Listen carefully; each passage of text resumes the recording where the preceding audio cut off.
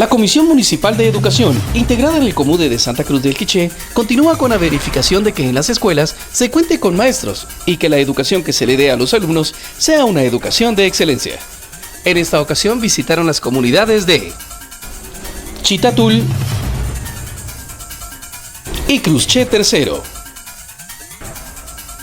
Los directores de estos establecimientos nos comentan. Muy bien, porque ellos están llegando a las escuelas para ver, ¿verdad?, cómo está el material de los maestros y si están asistiendo los alumnos. Pues yo pienso que está muy bien porque ellos están monitoreando a cada escuela. Nosotros exponemos la problemática del agua, y no solamente del agua, sino también sobre 2 aulas que no se han terminado.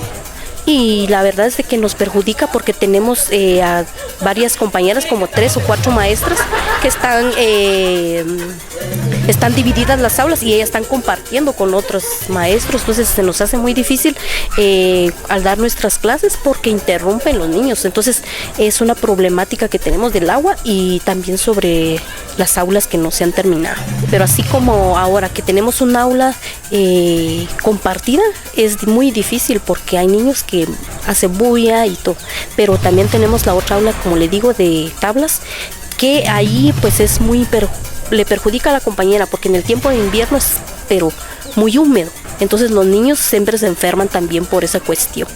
El cual nosotros estamos sumamente agradecidos porque de esa manera nos damos cuenta que hay apoyo de parte tanto de los representantes del Ministerio de Educación, Verde y Azul, Municipalidad y otras ONG quienes apoyan a la educación aquí en Santa Cruz del Quiché, especialmente la escuela de Chitatul. La intención de parte de las autoridades de velar que la educación realmente llegue a los hijos y por supuesto necesitamos el apoyo de los padres de familia y que ellos asumen su responsabilidad para el apoyo de ellos en los hogares y también que nos manden regularmente que los niños reciban sus estudios. De la misma manera, la Comisión Municipal de Educación continuará verificando en los establecimientos educativos que se cuenten con insumos y que la calidad educativa sea de excelencia. Municipalidad de Santa Cruz del Quiché.